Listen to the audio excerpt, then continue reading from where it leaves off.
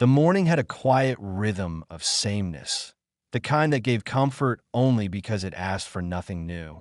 Through the cracked blinds of her small apartment, sunlight crawled across the cluttered table scattered with coffee rings, unopened mail, and half-written job applications.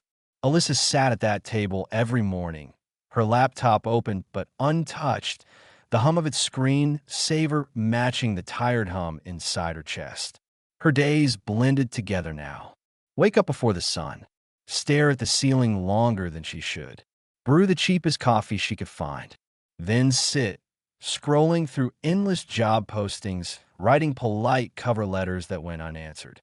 The ticking clock on the wall was her only company, reminding her that time was something she had plenty of except when it came to rent. The apartment was silent, except for the muffled sounds of life outside. Car doors slamming, neighbors chatting in the hall, a television spilling laughter from somewhere down the corridor. She hardly noticed them anymore.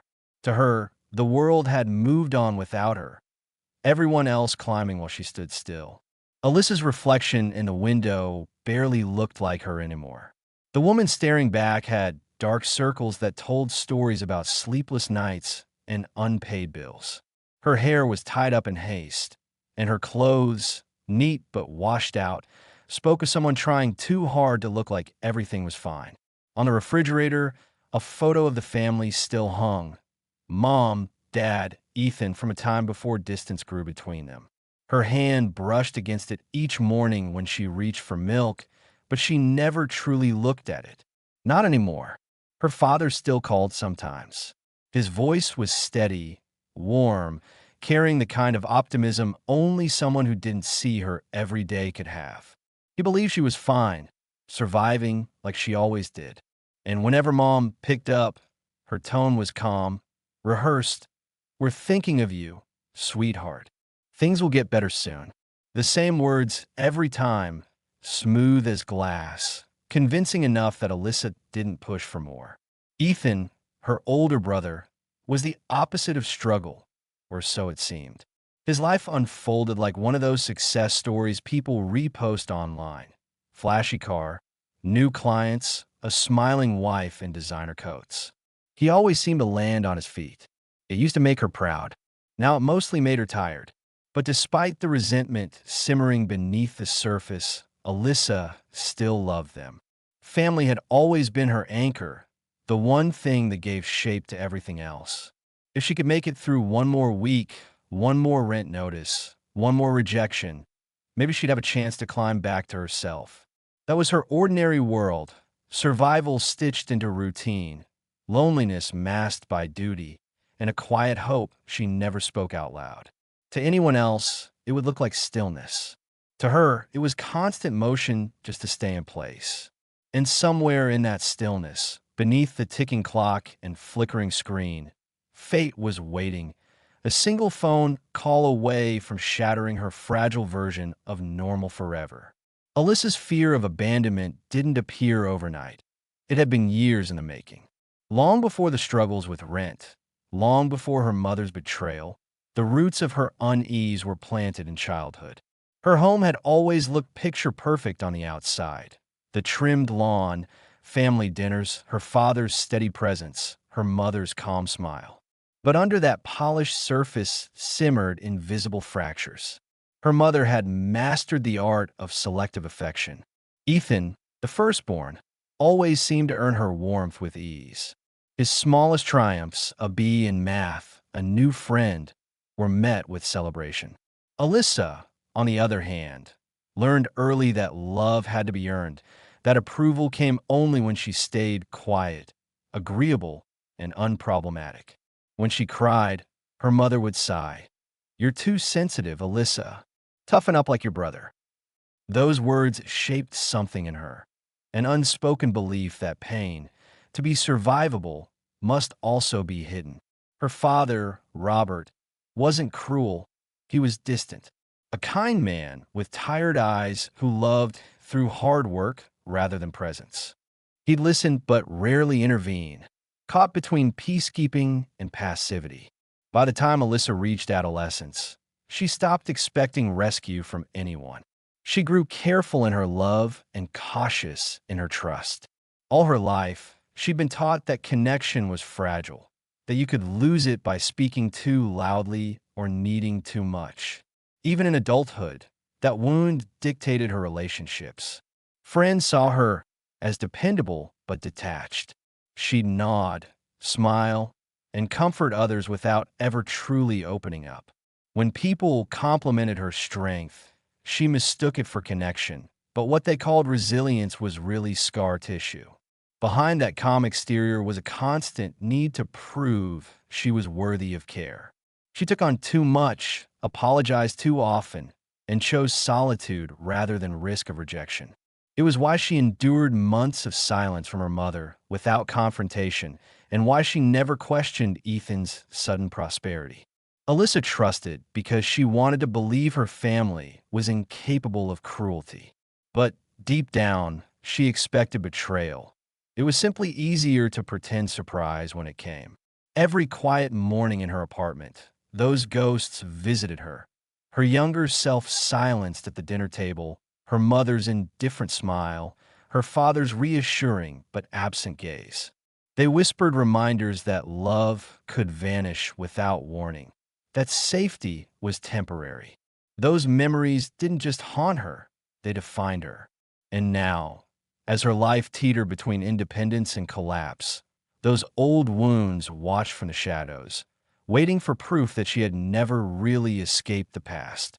Alyssa liked to believe she wanted simple things: stability, a quiet life, enough security to sleep without worry, and a reason to feel proud of herself again. But underneath those modest wishes lived something deeper, a need she rarely admitted even to herself. She wanted to be seen, not as strong, not as resilient, not as the one who always manages, but as a person who mattered, who could reach for help without being made to feel weak for doing so. Each job application she sent, every bill she forced herself to face, fed into that dream. If she could just get back on her feet, she could finally stop feeling small and invisible. Success wasn't about comfort. It was about proof. Proof that she deserved love and that her life held worth outside of anyone's approval. And yet, even as she reached for change, her past whispered warnings. Every time someone offered kindness, her first reaction was doubt. Every "how are you" sounded like an intrusion. Every hug felt conditional. Her mother's long-practiced indifference had taught her that affection came with rules, that love wasn't free. It was earned through silence, compliance, and endurance. So when genuine warmth appeared, she instinctively held back. She often replayed old memories in her mind, the ones where her mother's attention was aimed at Ethan, her golden child, while Alyssa stood on the sidelines, smiling through the sting. Over time, that pain hardened into habit. She learned to cope alone, convincing herself that needing others was a weakness she couldn't afford. That was the conflict shaping her every decision, the longing to belong battling the terror of betrayal. She craved connection but feared dependence. She wanted love but flinched from vulnerability. On the surface, she was pragmatic, composed, the kind of person who made lists, paid bills, and pretended exhaustion was a sign of productivity. But inside, she was permanently torn between two hungers, one for safety, the other for trust. It wasn't just about surviving anymore. It was about rebuilding something she'd never truly had, a sense of family that didn't hurt to believe in. And though she didn't know it yet, that very need, the secret hope of being truly loved, will become both her strength and her undoing. One chilly Thursday evening, Alyssa's phone buzzed with an unexpected call from her father, Robert. His voice, warm but urgent, cut through her routine of quiet days and growing anxiety. "Sweetheart, how about we all have dinner this Sunday? It's time we get back together," he said, the kind of invitation heavy with unspoken meaning. Though hesitant, the invitation stirred something in her, a mixture of hope and dread. The past tensions had never really faded. Mistakes and silences filled the spaces between them. But the chance to reconnect, or at least face the ghosts she'd carried, compelled her to say yes. Sunday arrived, and Alyssa found herself stepping back into the house she once called home. The familiar sense of roasted chicken and polished wood only deepened her mixed feelings. Around the table sat a family locked in polite smiles, each hiding stories, regrets, and secrets. As the meal unfolded, a seemingly casual question from her father shattered the fragile calm. The first spark that would ignite long-buried truths and force Alyssa to confront the reality her family had avoided for too long. This dinner, meant as a new beginning, instead became the moment where her quiet life collided with the harsh realities waiting beneath the surface, setting her on a path from which there would be no turning back. The family reunion appeared seamless to the outsider, a well-rehearsed dance of polite smiles, carefully chosen words, and the clatter of silverware serving as a soundtrack to civility. The house looked immaculate, bathed in soft light, with the scent of roasted chicken and fresh flowers filling the air. But beneath this poised exterior, the tension simmered like an unspoken secret, stubborn and relentless. Around the polished table, glances carried weight far heavier than their surface friendliness suggested. Ethan laughed a bit too loud, his stories edged with the arrogance of perceived control, eager to impress and dominate. His wife mirrored his confidence, a calculated seamstress weaving threads of alliance and subtle judgment. Meanwhile, Mom poured wine endlessly, her smile stretched thin, betraying nerves and guarded calculation. Alyssa sat quietly, reading the room as much as the food before her, noting the small gestures, the twitch behind a lip, a lingering look, the air of unacknowledged competition. Dad's easy conversation floated between them, but his absence from the undercurrents was stark, as if he struggled to hold together pieces that had long wanted to fall apart. Power in this family flowed invisibly. Who controlled the conversation, whose opinions were truly heard, and whose vulnerabilities were exploited beneath the guise of concern. Each carefully lobbed compliment or veiled criticism was less about kindness and more about testing boundaries, asserting dominance, or shielding fragile egos. Beneath their smiles lurked strategies of control. Mom's silent manipulation of loyalties, Ethan's subtle flexing of achievements, Dad's attempts at peacekeeping without awareness of the full scale of the conflict. The balance was brittle. Every polite exchange a tightrope walk over long-standing grievances and unspoken betrayals. The reunion was less a celebration of family and more a powder keg, waiting for the right spark to ignite truths none dared speak aloud. Alyssa sensed the danger in the stillness, the power plays hidden beneath the old stories and familiar faces, a calm so false it buzzed with tension, promising upheaval as the night wore on. Within this complex story, several key secondary characters emerge, offering emotional grounding and varied perspectives that anchor the unfolding family drama. First, Rosa, the longtime housekeeper and quiet guardian, represents unwavering loyalty and strength. She has witnessed the family's fractures over decades and offers Alyssa a compassionate ear and steady support. Rose's wisdom and subtle interventions provide Alyssa with a glimpse of unvarnished truth amid the layers of deceit. Then there's Professor Chong, Letitia's mentor from university. A deeply insightful figure, he not only encourages her academic ambitions, but also broadens her understanding of cultural identity and systemic injustice. His guidance challenges her to think beyond immediate survival and toward broader social transformation. Mateo, a close college friend, initially appears as a steadfast ally, sharing hopes and frustrations.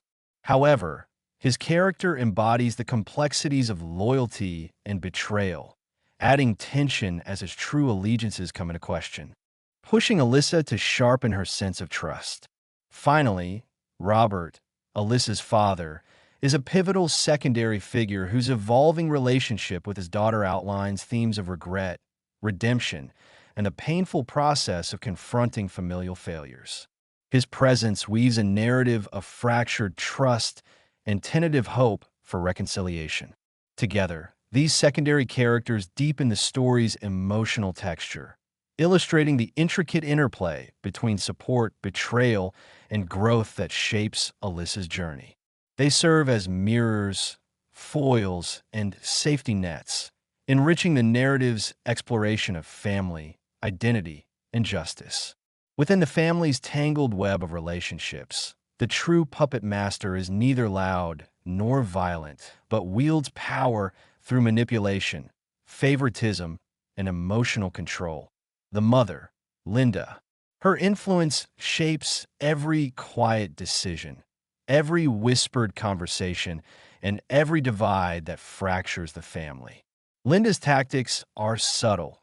She deflects, she withholds, she chooses sides with the precision of a seasoned strategist. Her favoritism for Ethan operates not out of blatant malice, but from long-ingrained habits and protective impulses, giving him silent permission to bend rules and shirk responsibility while demanding resilience and silence from Alyssa.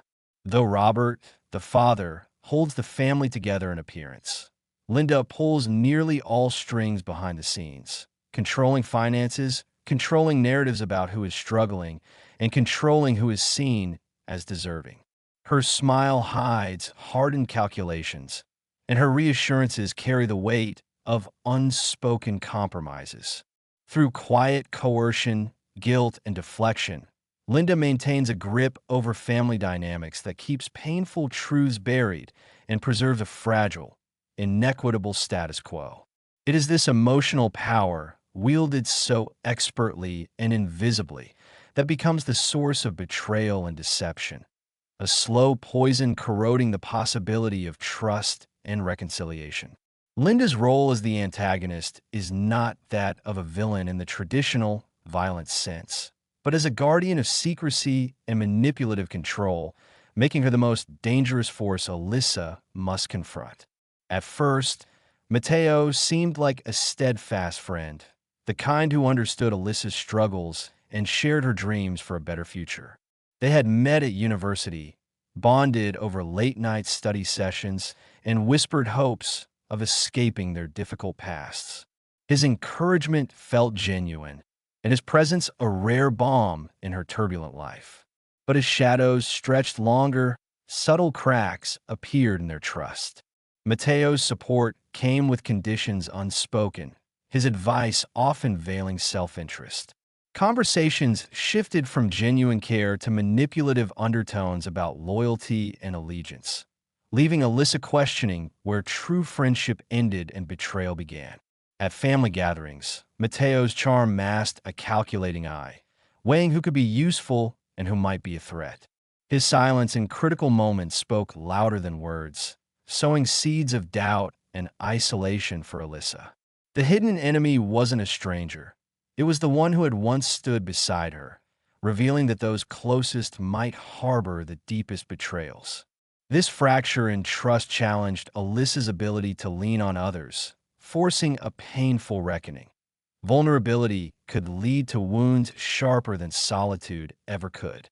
This revelation marked the start of Alyssa's journey to redefine who she could truly rely on, deepening the story's tension and emotional stakes.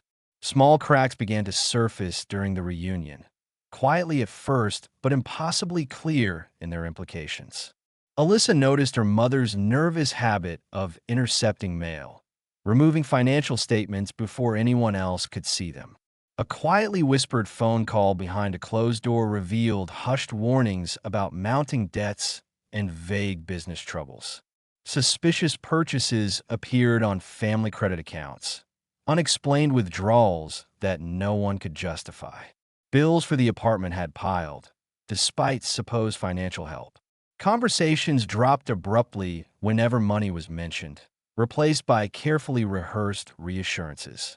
Even more troubling were the tiny contradictions, promises made but never fulfilled, stories about financial aid that didn't match reality, and the unease when family members tried to ask direct questions about who was truly overseeing the money. These snippets of truth hinted at a maze of deception and favoritism where money flowed unevenly, masking a deep betrayal beneath family loyalty.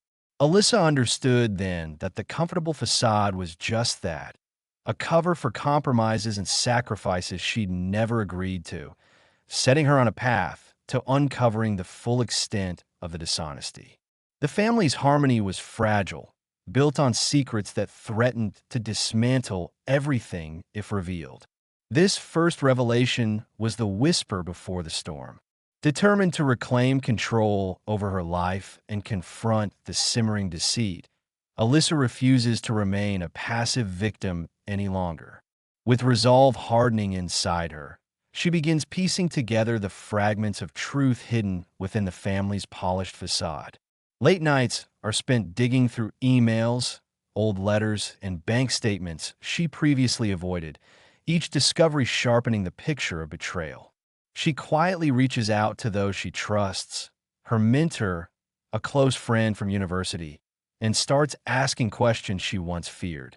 Alyssa knows that confronting these issues head-on could fracture her already tenuous ties further, yet she is unwilling to buckle under secrets that have cost her too much.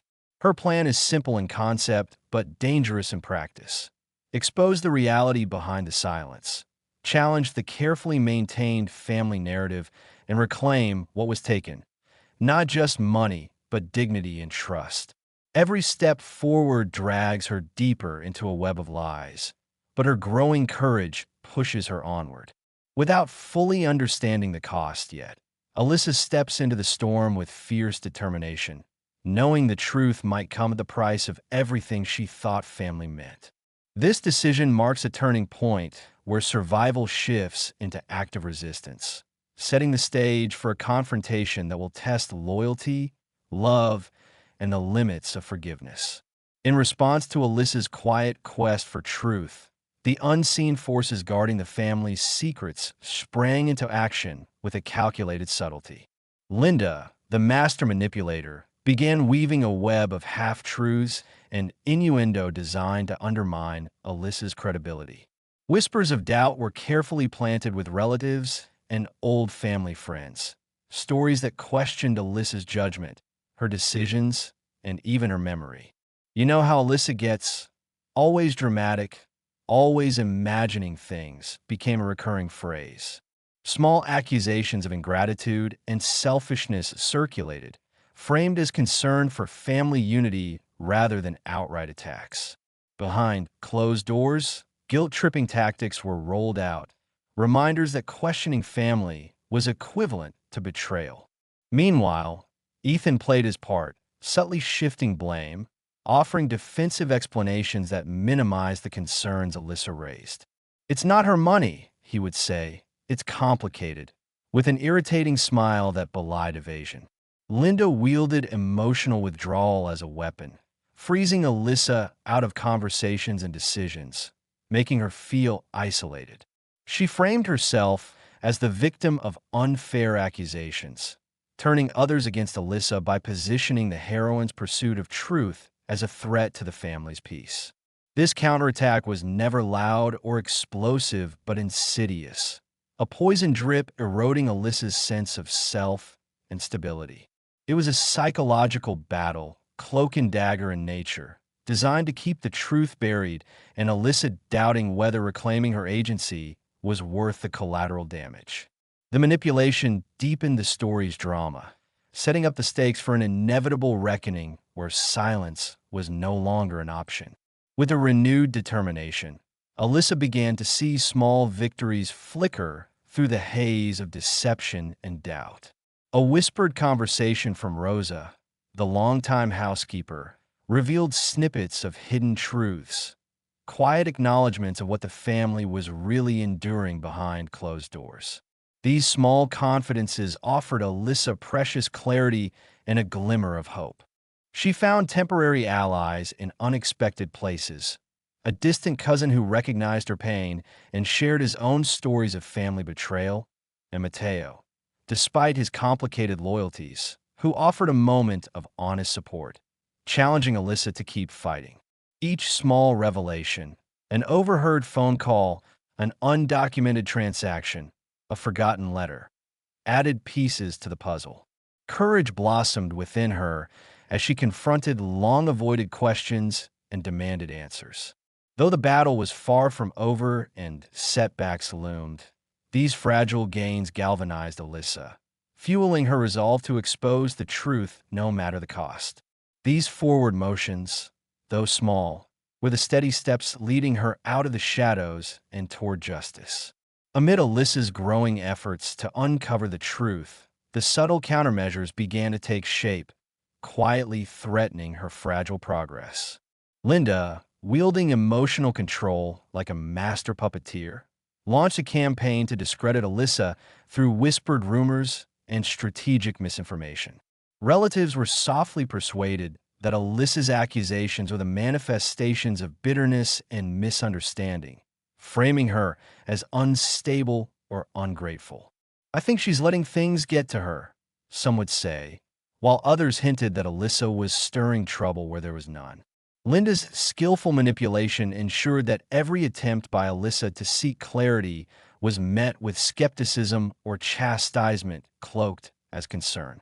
She portrayed herself as misunderstood, a victim protecting the family, casting shadows on Alyssa's integrity within their circle. Ethan, too, played his part with deft evasiveness, offering defensible stories that deflected blame from himself and his mother. His carefully crafted charm masked avoidance, making it difficult for Alyssa to gain solid ground. These psychological tactics formed a web of isolation around her. Contact with outsiders was limited, while inside the family, her voice was mute and doubted. This manipulation wasn't blatant, but precise, eroding trust in Alyssa while preserving the family's appearance of harmony. It was a silent warfare where words were weapons, and every ally she hoped to keep was tested by doubt. Undermined emotionally and socially, Alyssa felt the crushing weight of loneliness tighten, confronting a hidden enemy who wouldn't surrender without breaking her will. This stage intensified the narrative tension, setting a crucible where courage was hammered by doubt, and trust became the battlefield. The fragile veil of family harmony shattered in a sudden, devastating moment. Months of suppressed tension and silent suspicions erupted like a dam breaking, flooding the once polished family relationships with raw betrayal. Secrets that had been whispered behind closed doors spilled into the open, exposing wounds no one was prepared to face. Accusations flew freely, money misappropriated, lies told, loyalties sold like currency. The trust painstakingly built over years crumbled under the weight of harsh truths. Voices that once softened disputes now rose in anger, shaking the foundations of the family's fragile peace. Moments that were meant to be comforting, family dinners, casual conversations, became battlegrounds where old grievances dug deep trenches between kin. Alyssa watched, heartbreaking, as those she loved turned into strangers consumed by blame. The emotional fallout was total. Tears, silence, shouted regrets. Relationships shattered, some beyond repair. The external world reflected the inner chaos. The well-kept home lost its warmth, turning cold and uninviting. In this collapse, Alyssa felt both the crushing weight of isolation and the grim clarity of confronting painful realities. Though the destruction was raw, it was necessary, a painful but vital rupture before any chance of healing or redemption. The family's fall from grace painted the stage for an inevitable reckoning in the chapters ahead. As the dust from the initial confrontation settled, Alyssa began to see the threads that tied every betrayal together. It wasn't merely about misplaced funds or favoritism. It was an elaborate web woven across years of concealed lies, emotional neglect, and unspoken alliances that shaped every aspect of her life. The favoritism shown to Ethan wasn't a series of isolated incidents, but part of a larger pattern that dictated who deserved support and who had to endure silence. The financial manipulations were tied to the emotional betrayals, revealing a family system built on inequity and deceit. Alyssa realized that her struggles, her pain, and her loneliness were not personal failings, but the direct fallout of a legacy of hidden agendas and fractured trust. This revelation deepened the stakes. She wasn't fighting just for money or recognition. She was challenging an entire family culture that had dictated her worth from birth. The truth was bigger than she had imagined, and the battle ahead would demand more than courage. It required confronting the very foundation upon which her family was built. This second revelation marked a turning point, where Alyssa understood the true weight of what was at risk. Not only her future, but her identity and the chance for healing what had long been broken. The audience now gains a deeper understanding of the treacherous landscape Alyssa inhabits, one shaped by deeply rooted motivations, generational scars, and systemic dysfunction. The betrayers, driven not merely by selfishness but by their own unresolved wounds, perpetuate cycles they barely comprehend. Linda's favoritism toward Ethan stems from her ingrained need to protect what she perceives as vulnerable, while her emotional manipulation is colored by her upbringing's harsh lessons about survival and control. Ethan's entitlement and evasions echo patterns of inherited privilege and learned impunity. This family story reveals how betrayal is rarely isolated. It is embedded within long histories of pain, fear of loss, and recurring power imbalances.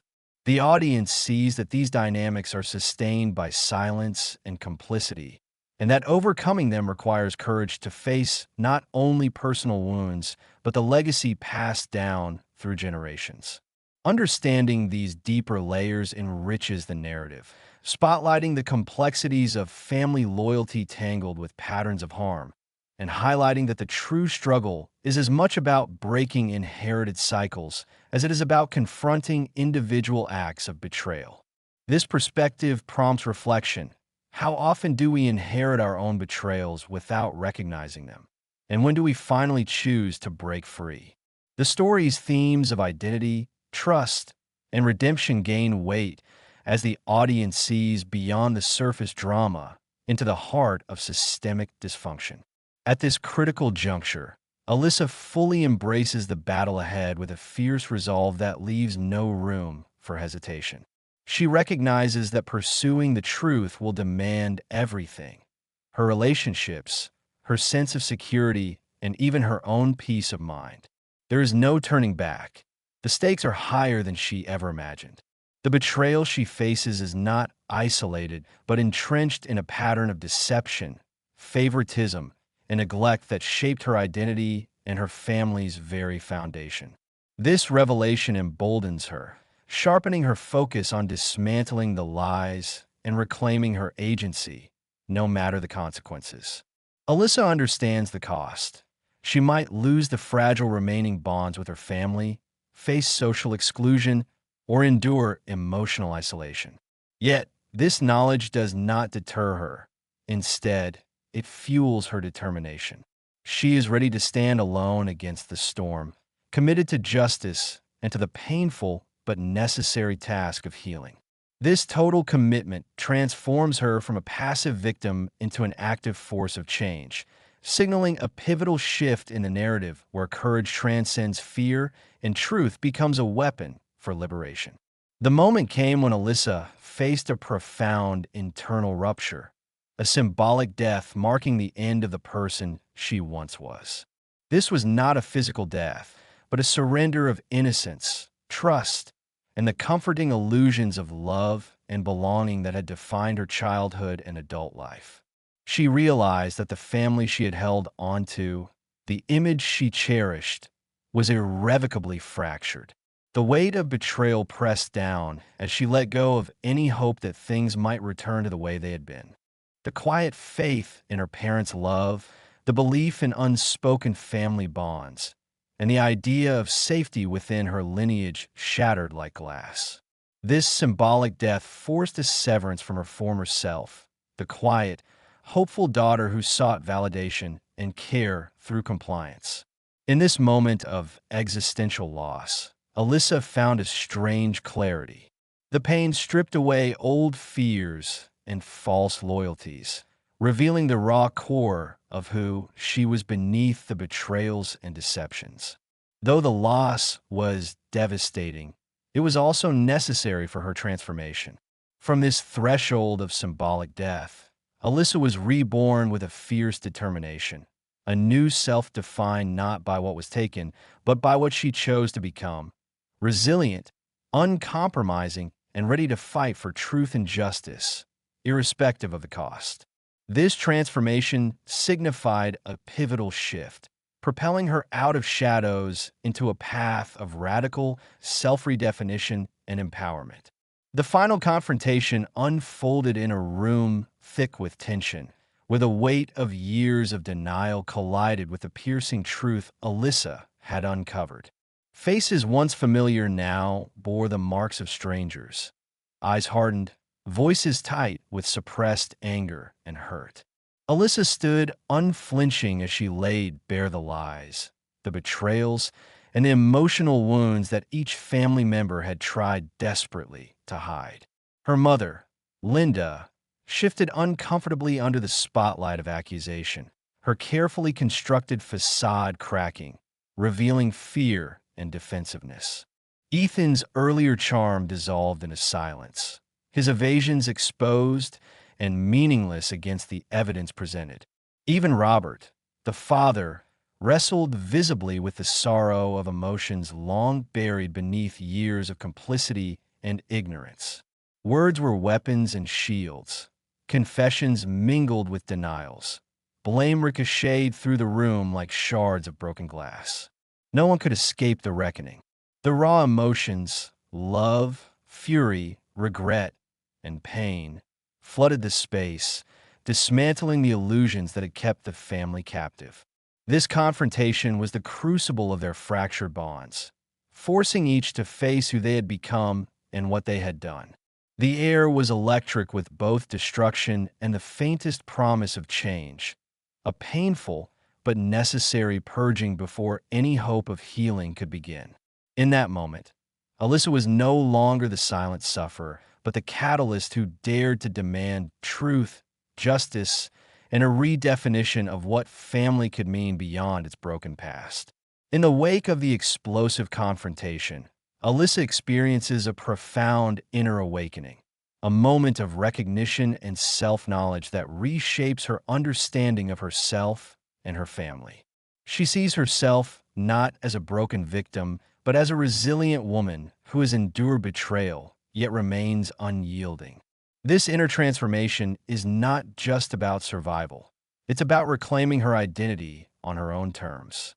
Alyssa recognizes that her fight is about deeper themes: the complexity of family, the weight of inherited wounds, and the painful duality of love and deception.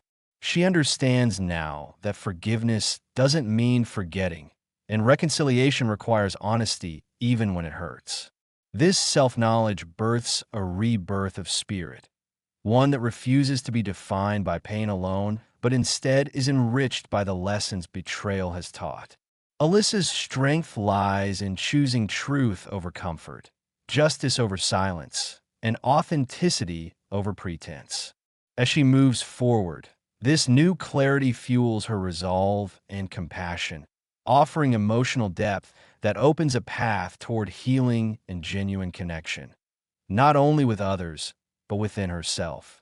Here, the personal becomes universal, and Alyssa's journey transcends her story to become a testament to endurance, growth, and hope. Justice in Alyssa's story arrives not as loud vengeance, but as a quiet, undeniable truth.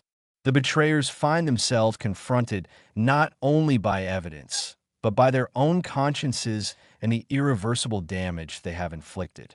Linda and Ethan face the weight of exposure, their actions laid bare without room for denial. Consequences ripple through the family, some tangible, others internal. Financial accountability is demanded.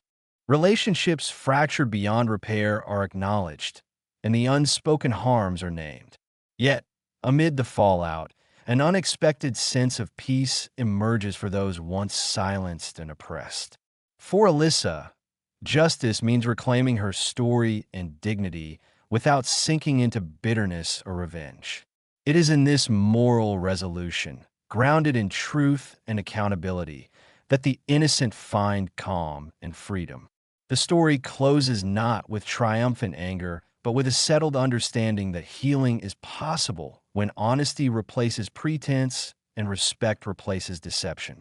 This ending offers a nuanced reflection that justice transcends retribution, becoming a path to restoration, growth, and the courage to live authentically despite past wounds. After the storm of revelations and confrontations, Alyssa steps into a new reality, one where the wounds remain, but healing has finally begun.